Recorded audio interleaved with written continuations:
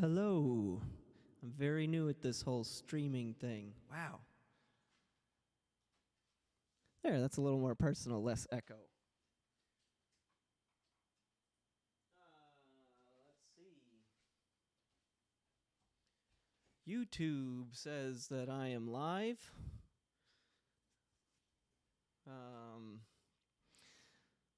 This whole podcast is going to be a disaster area, just to warn you. We're just starting out. This is the inaugural episode. Welcome to episode 1 of the Not-So-Secret Songwriters Society. I am your host, Thomas Pibal. This is my show. And I am going to stumble and bumble my way through this new fangled technology and this new experiment. And there's going to be a lot of ums and ers and dead air and fun stuff. But that's kind of what the podcast is all about, really, because this is the podcast about songwriting and composition and talking a lot about the creative process. And it's about pulling back the curtain a little bit and hopefully connecting with a lot of other songwriters and musicians and artists and just exchanging ideas about how we write and what it takes and what our challenges are and how we overcome them. Also to hold several of us accountable to actually show up to do the work. I find that my biggest challenge in writing songs or any creative endeavor really is showing up. You have to make sure that you show up every day or however often it is that you expect yourself to do it. And it really helps if somebody is there to hold you accountable. Nothing like failing in front of the entire world. So, hello, I'm on YouTube. And my goal is to fail once a week. If you want to support the show, if you want to support me, go to my website, thomaspibal.com. You can go to my PayPal, paypal.me/thomaspibal. I think I want to try and share a motivational, inspirational, however you want to phrase it, just an interesting idea or a quote from somebody each week if I can find that many. And the one that sprung immediately to my mind was from Miles Davis, who said that composition is never really finished. It just stops in interesting places. I find that one of the biggest challenges as a writer is knowing where to stop when, like, it's good enough. Good enough. It doesn't have to be perfect. There's no such thing as perfect. You know, knowing when it's enough to just live on its own, when you have to set it free, when it's time to move on. I also want to highly recommend this book, if you haven't heard of it, called The Artist's Way by Julia Cameron. This is almost more of a workshop than a book that you just read. And it's really, really valuable to try and work through some of it. I'm probably going to be drawing on this quite a bit for some talking points early on in the podcast. I wanted to talk about the basic principles that she lays out in the book. A lot of the stuff in there is pretty woo-woo, but just bear with it. A lot of the creative process can be kind of woo-woo, and you might wonder why that is, and it's because it takes a really associative kind of thinking process to get really creative. So I just wanted to share a little bit of wisdom to ponder for the next week until we see each other again, and that is basic principle number 1 from her book, which is creativity is the natural order of life. Life is energy, pure creative energy. What do you think about that? I gotta say, I read that, I think, okay, I don't really know how I could discount it exactly. It's a little difficult to define just on its own in isolation. I think that creativity is a natural human endeavor. Anytime people start talking about energy, I start to raise the skeptic sensors because I start thinking, like, what kind of energy are we talking about? Kinetic energy, like physics? Probably not. Interesting food for thought. Let me know what you think about it in the comments. If you have a comment about why you think that is absolutely wrong, or if you think, yeah, right on the money, that makes a lot of sense, tell me why. Tell everybody why. I'm really interested to hear what you think. Okay, so the main thing that I want to do with this podcast every week is use it as an excuse to show up, to do the work on a regular basis. So that's what this is about. It's going to be a lot of disconnected, rambling kind of stuff because it's about the creative process, and that's kind of how the creative process works. And the main thing, like I just said, coming back to the point now that I'm rambling, the main thing I want to do with this podcast is create something new every week. So one of the first rules, and I'm probably going to figure out the rules as I go, but the first rule that I think I'm going to institute that I've already kind of enforced is it has to be something that you wrote in the last week. So everything that I play on this podcast is going to be like within a week beforehand. I've started. Maybe I'll be a little lenient and say if it was like a nugget of an idea from a long time ago and I built a bunch of stuff on it, we'll see where that goes. But the idea is that there has to be a lot of stuff that's just brand spanking new in the last week. So a couple of days ago, I sat down to just sit and write something. I'm going to play for you what I came up with. And everybody who's on here, including myself, we're going to play a lot of dumb stuff.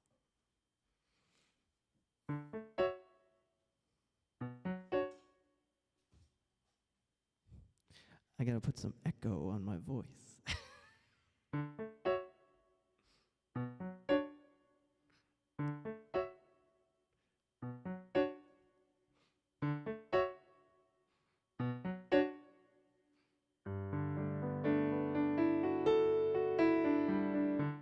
Sitting in my den, eating poultry, I am feeling very zen. With a lioness purring for me, song is almost done. I eat on the run sometimes. Can you blame a lion for being hungry?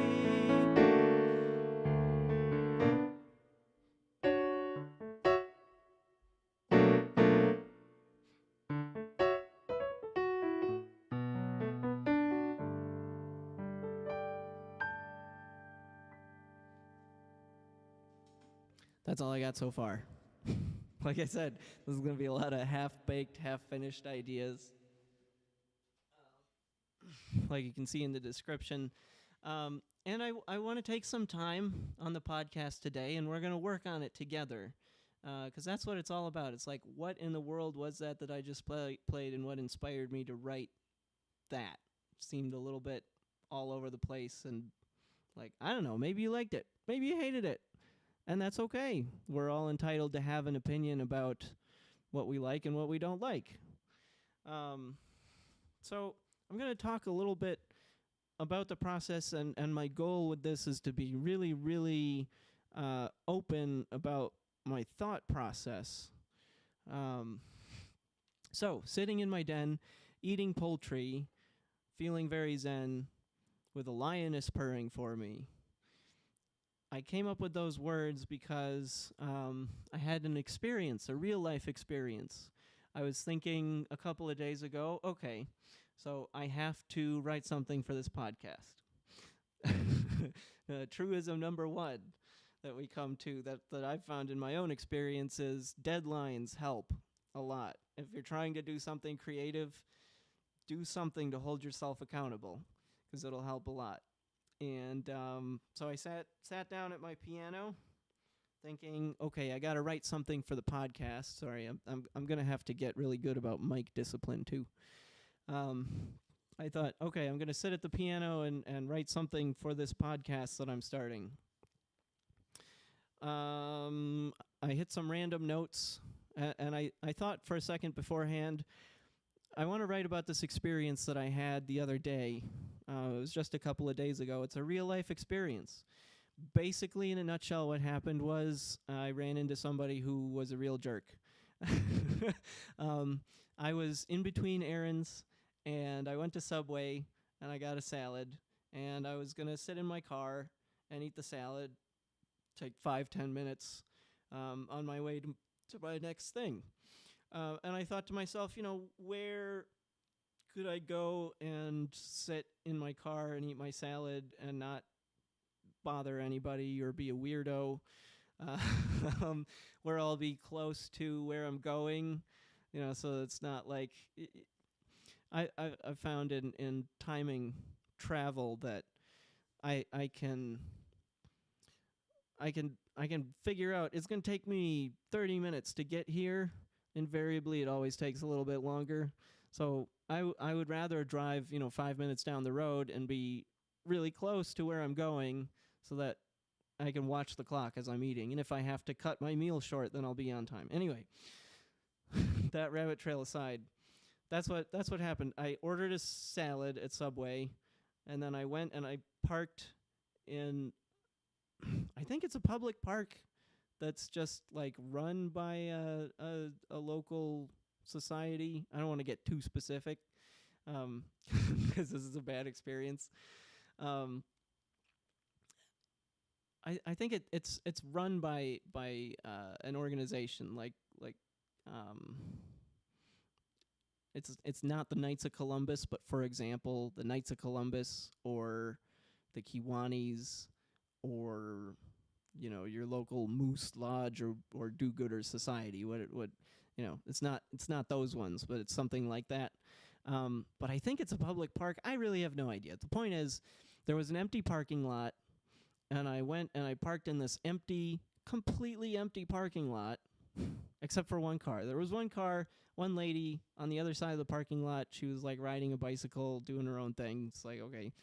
And I just parked right next to the road, and I was not in the lines because nobody is there, and I'm just going to eat a salad. I'm not actually turning my car off. I was just letting it idle because I was just going to scarf down the salad and be on my merry way. And right as I'm about to finish my salad, this guy comes up to me, or rather, this guy is in a vehicle in front of me, and he wants to pull into a parking spot that I'm just sort of taking up a little bit. And he honks his horn. That wasn't random, actually. I did that on purpose at the end of the song, that chord. He honks his horn at me, and I look up, and he goes like this. So I thought, okay, whatever. You want to park here, I just throw it in reverse. I back up a little bit so he has room to pull into the spot. And then he gets out of his car, and he's yelling at me. I had the windows rolled down, but I couldn't understand what he said. So I was listening to music. I turned the music down a little bit, and I was like, I'm sorry, what was that? And he said, you're blocking traffic. There's somebody behind you who wants to pull into the driveway, because now I was blocking the entrance because he made me back up. And I look behind me, and sure enough, there's somebody who wants to get in. I literally had one bite of my salad left. and so I pull forward a little bit. I let this guy in, and then we had a little exchange that went something. I don't know that I can remember it exactly, but it was something like I said to him, "I'm sorry, man, I'm just eating lunch," and he said, "Well, maybe you should find a parking lot to go eat lunch somewhere else." And that was about it. But man, that was annoying. That guy was a real jerk, and it's just no fun to run into jerks, So that was the feeling, and the reason that I wanted to write about that real life experience is because after something like that, like, what am I going to do about it?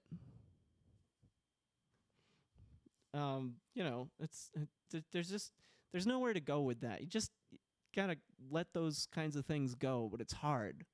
Um, so one of the things that a lot of musicians and artists will talk about is how their music can be really good therapy for them. And I decided to take that approach. Um, I decided to make this just some good therapy and a way to vent those emotions about that little encounter with a jerk the other day. Um, so I don't know that I can hide the name of the organization that the park is associated with. Considering the lyrics, you'll probably figure it out.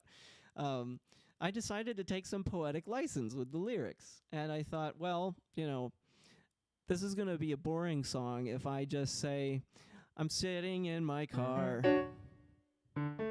eating a Subway salad.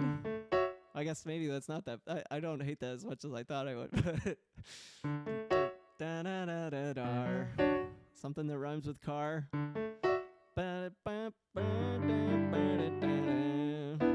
So anyway, I started with, I want to write about this story, and I sat down at the piano, and I just tried playing some random notes, and I went, what if I go like, boop, boop, bop? And that just happened to sound really good, and I took a look at what I did, and I was like, what was that? I figured out that it's a D major 9 chord. Yes, we are going to talk about music theory on this podcast. And so I thought, there's a couple of different ways that you can move from that chord that are interesting but pretty generic. I could go 1, 5, or I could go 1, 4. Ooh, that's a little bit more interesting. Or 1, 3, 4. And honestly, I don't know if this is unique to me or not, but a lot of what I think about in my writing process is just 1, 3, 4, 5, 7, because I'm just thinking about the root movement in the chord progression. I think very chord progression-y. That's one of the things that I've wanted to, sort of a box I wanted to break out of in my writing for a long time now. So anyway, I thought, well, what if it was ba-da-bop, and then it goes down. Ooh, and that sounded cool. I was like, okay, I can repeat that. Repetition legitimizes. I feel like 3 times, like that's enough. Now we need something new. So I went down. Let's go down the same amount. D, B, G. And let's change that. Add some sustain pedal and just so that the whole vibe of what's happening gets changed up a little bit. First it was very staccato. And by the way, and I was thinking about that feels, because I was thinking before the encounter with the jerk, I was feeling pretty good about life. I had a salad. I was in my car on a nice summer day. I was just hanging out. I was listening to some tunes. And I was listening to Sarah Bareilles. Like I said, I want to pull back the curtain and talk in very great detail. So when I say a lioness is purring for me, I was referring to, poetically, I'm listening to Sarah Bareilles' album on the radio. I really like a lot of her work, so that's just what I chose to listen to that day. And I thought, that sounds kind of like I'm just really enjoying my life on a nice warm summer day.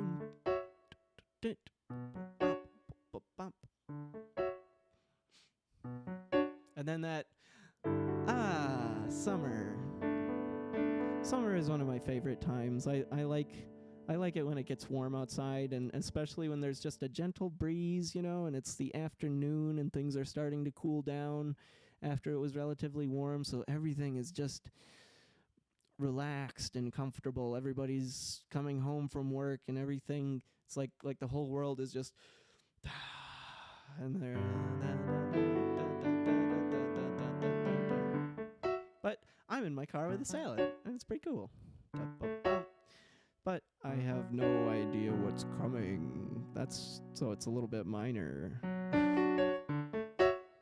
And I'm sitting in my den. I'm eating poultry. I'm feeling very zen because it's a nice summer day, and I really like that. And there's a lioness purring for me on the radio because I'm listening to the Cerberella song. So this is kind of like my thought process and how I got to all of those choices. And then I would say it's like 15 minutes before I started streaming just now, I wrote the rest of the words and the rest of the song that I played, where I went, song is almost done. I eat on the run sometimes. I don't even remember the melody I sang. And then I thought, I don't want to just do the same thing as the last verse. And I was like, can you blame a lion for being hungry? And that's a nice little buildup of a 4, 5. So I think whatever happens in the chorus, I'm definitely expecting a da da da da. Maybe that's not a bad choice.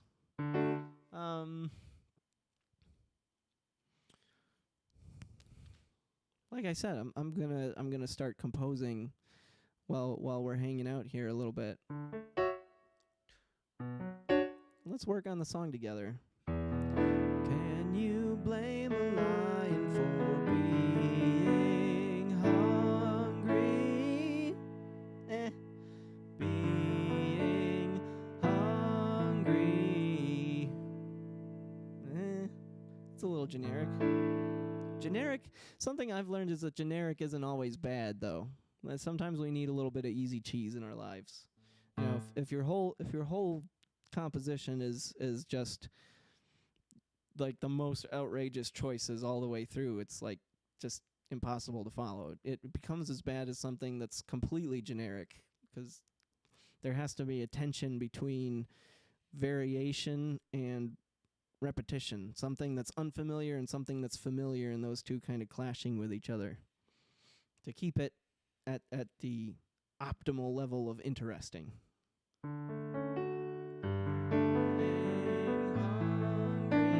Oh yeah, and then I came up with I was like, okay, I need something to simulate the horn honking, so like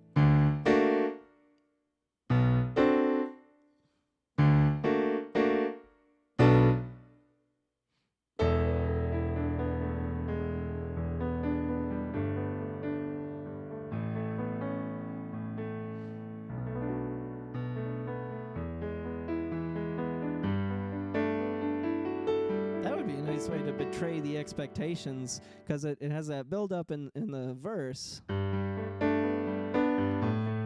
5, and you expect it to go to 1, but instead of that, go 4, 5, 6. Or if numbers for scale degrees aren't your thing, G, A, B.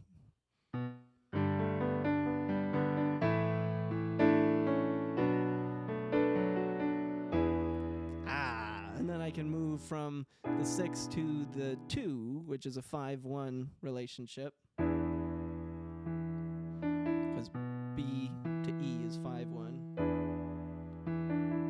Maybe I'll just hang out on G while I express some kind of idea in the chorus. I don't have words for the chorus. We're going to figure this out together.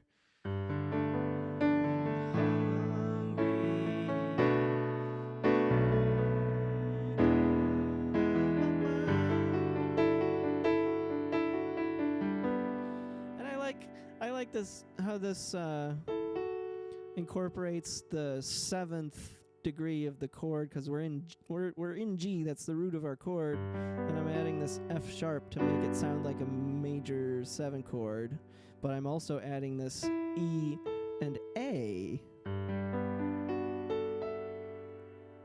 So I'm also sort of implying this 9 and 13 tone as well. Something I noticed as I was writing this is that I chose to use a lot of chord extensions and color tones in the chord progression. And after stepping away from the composition the other night when I started it, I thought to myself, okay, I just had that first verse, and I thought, well, that's kind of neat. What do I think about it as a whole? When I think about it, it's like not nearly as angry as I felt about the incident. Man, it really had me. It had me all wound up. What happened the other day, and this song is like, this is not. That's not angry music. Angry music is like tritones and loud sounds and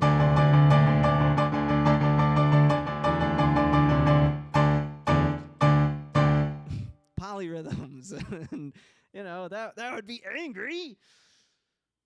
Oh, I mean, it would be an interesting choice is starting off on this.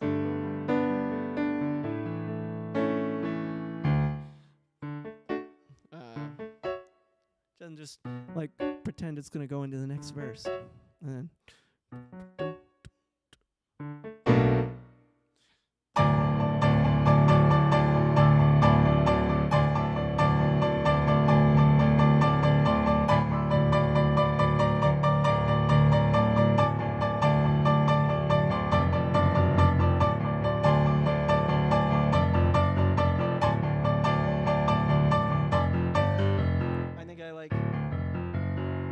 That's weird. That gives it kind of a minor pentatonic kind of thing.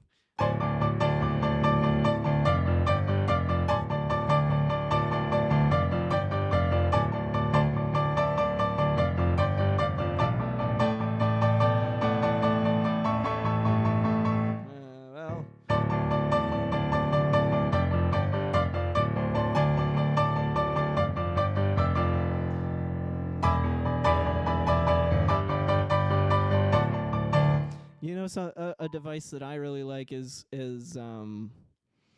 following something that ends on 4 instead of 5, because you feel like it's going to go, that could resolve to 5, which goes to 1, or you could go 2,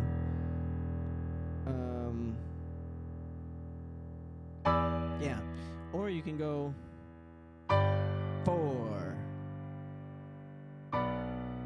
I gotcha. Or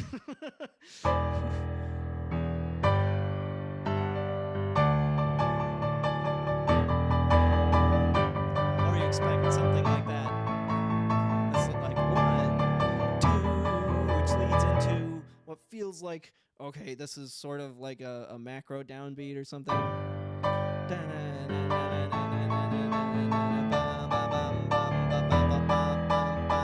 You see what I mean? But I don't like that. That's starting to sound like easy cheese. So I did like how it was like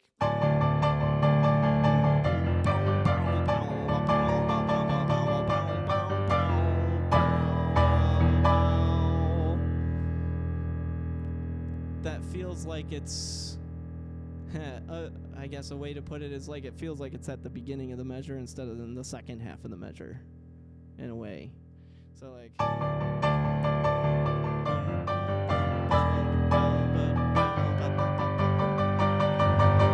we could change that into a minor chord. Yeah. I don't know. That is such a different feel from the rest of the song, though. I don't know if I totally like that. It's an interesting choice. Notice I've spent all of this time thinking about chord progressions, and I haven't written a single word. But I do think that there's kind of a verse that's written, and I need a chorus. I got the...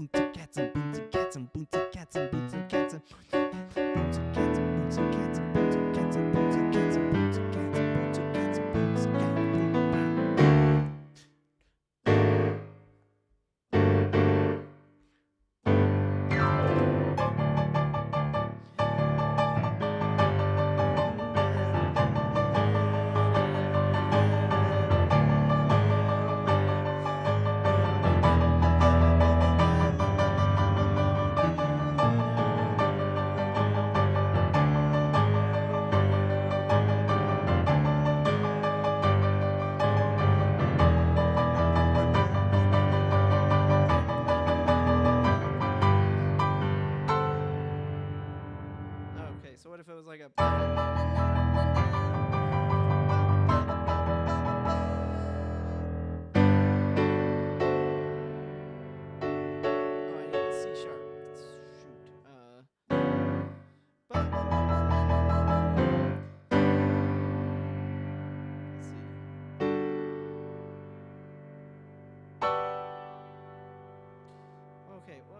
feel like it needs to like pull back the energy before I get.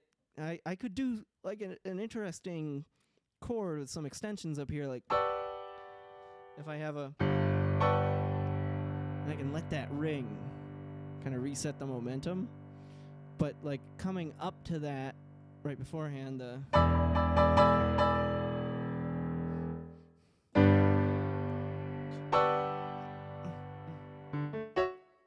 maybe. Let's see.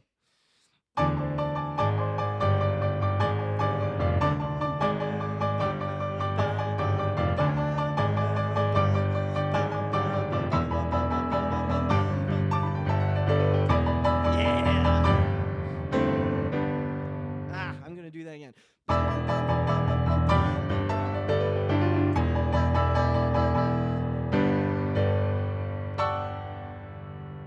I do think it should be a 1, 2, 3, and it should be 1, 2, 3. Do have that kind of rhythmic thing to it. A lot of choices that you make when, or at least that I make when I'm songwriting, I notice are just, you just kind of feel it and you make the choice without realizing it. Let's see. So the first one could be like a regular G chord. The second one could be do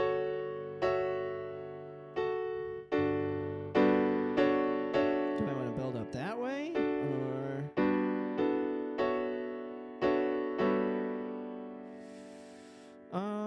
I think I want it to be a regular G chord halfway between 5 and, let's see, 13 is 11. Math. All right. Yeah, so that's the kind of thing it should be. It should be like regular 9, 13. I like that. That makes sense. But then what register, where on the piano would I play it? I want the last chord. I think I want the last chord to be there.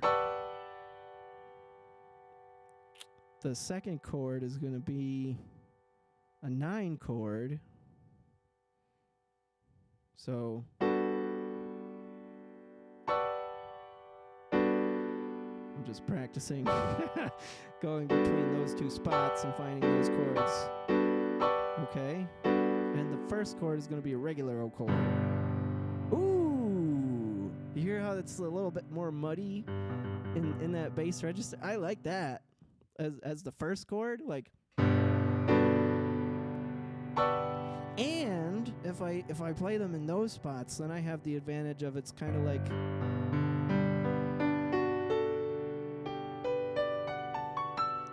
by the end of that little bow, bow, bow, unless I pedal in between, I'm going to have all of those notes that I just played on the piano ringing out at the same time, which is kind of cool. I'm going to do that again. Oh, wait.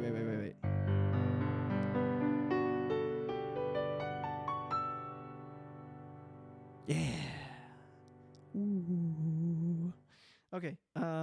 So if I go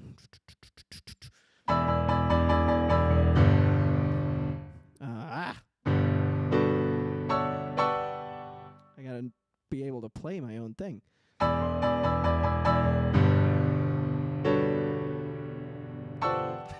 can't find it fast enough. All right. Third or 14th time is the charm.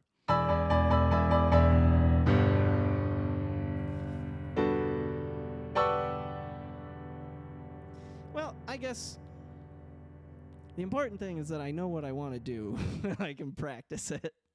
That's pretty cool.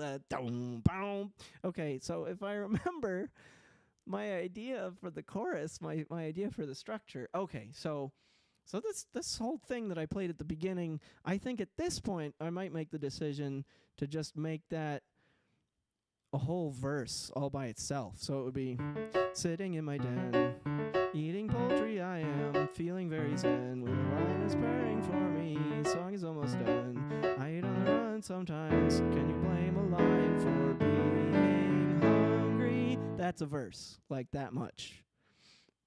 And then I think then it would go into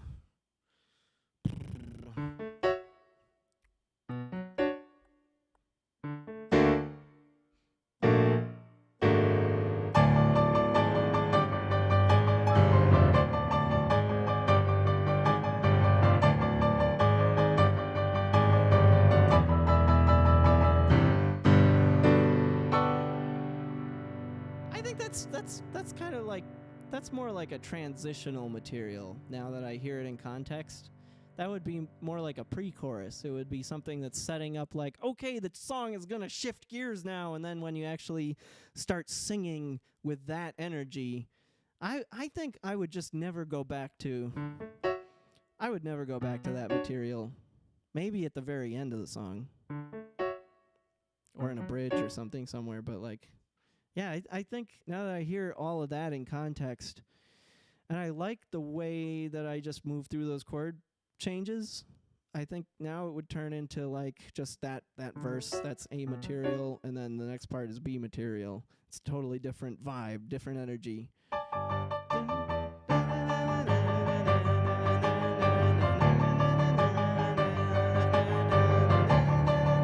And I think I really like this little melody that goes. But I think if I'm going to start singing, I would need to bring that out. Or bring it out is probably a bad way to say it, because that makes it sound like I'm emphasizing it. I want to de-emphasize it. I want to make it just like a, so that the listener just focuses on the melody that I'm singing. And I probably would want to make it a little bit different. I'd probably not want to make it too complicated.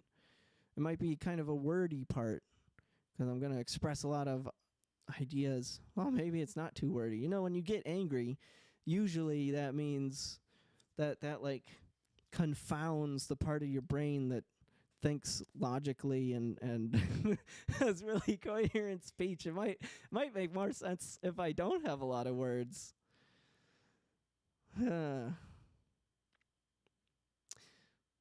Well, that feels like a good place to stop for today, I guess. 'Cause I've been going at this for, I can't see the clock from here.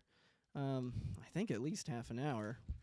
I think we accomplished what I set out to do today. Well, I accomplished. If you're still watching, or if you watch this later, thanks for joining me and spending this time together. And feel free to leave a comment about your own process. If you're a creative person, there's a whole argument about whether there are creative and non-creative people. That's really interesting. Julia Cameron would argue there's really not. Everybody is creative. It's just a matter of sort of flexing that muscle, so to speak, doing it regularly, which is kind of the goal of this show of mine here. So anyway, I was saying, let me know what your questions are. Maybe you are somebody who routinely does some poetry or creative writing or lyric writing or music writing or composition or anything in that vein, and you probably will have a pretty similar creative process to me and most of the people that would be on this show. I just did all of my writing on a notebook. And some fun facts that I could share about that part of my process. I have a songwriting notebook. I picked out a notebook dedicated specifically for songwriting. I'm kind of proud of this because it's green. I gave it a name. I call it Crockpot because it's like a crocodile that's green, and also it's like a crockpot because it's got a bunch of ideas that are all, okay, you get it. This is Crockpot, the songwriting notebook. I'm going to be really sad when it gets full because I got to think of a new name for it. I don't know if it's normal to name your notebook. That might be a weird thing to do. But that was funny to me. I did that a long time ago. Anyway, let me know. Let me know what your questions are, or your thoughts. I'm not really looking for judgment on the thing that I wrote. Or the things that anybody else ends up writing on the show. We're not here to judge. We're here to discuss, like, what works, what didn't work, what we like, what we didn't like. The difference between constructive criticism and destructive criticism is constructive criticism is it's honest, but it's trying to just point out what you think is wrong and why, and sort of explain how you would do it better. Usually you can easily pinpoint whether some criticism or feedback is constructive or destructive by just asking, like, if you can just disagree with it and everything's fine, that's probably constructive criticism. Somebody might say, I don't like the song that you wrote because I don't like music that's loud and angry. It's like, that was the point of that song, was to express my frustration and my loud angriness. So maybe that's just not the song for you. But, that would be constructive, because at least it's like, it's not saying it's a bad song necessarily, or that I'm a bad person. So do just, if you're going to criticize, try and keep it constructive or explain your rationale, because that's really my aim here, is starting some discussion and dialogue and having people throw ideas back and forth. And then there's a lot of value in it if you say why you didn't like it. I'm totally open to people saying, I didn't like it, but tell me why, or tell us why. That being said, anyway, feel free to drop some comments and let me know, what are your questions about my creative process? What do you do that's different than me? What do you, or anybody else on the show that comes on later, what do you find they do that you would think is really not helpful or gets in the way? Maybe you have something that you can share that's really unique that you do differently. Or maybe you have a question about something that I'm doing or somebody else is doing. I want to feel free to just start that kind of dialogue rolling, and hopefully we'll get more people on here to so that it's not just me talking to you for however long this is going to be. Like I said, I'm going to figure out the rules as we go here. This is all very brand new. Thank you for sticking with me. Once again, feel free to go to my website, thomaspibal.com. I got a lot going on this summer, and hopefully into the fall and winter and next year. Playing with a couple of different bands, Unity the band, the Thomas Pibal Trio, Jive Safely, the jazz combo, and again, if you want to support the channel, the link to my PayPal is in the description, paypal.me/Thomas Pibal. I am your host, Thomas Pibal, and this has been the first episode of the not-so-secret Songwriters Society podcast.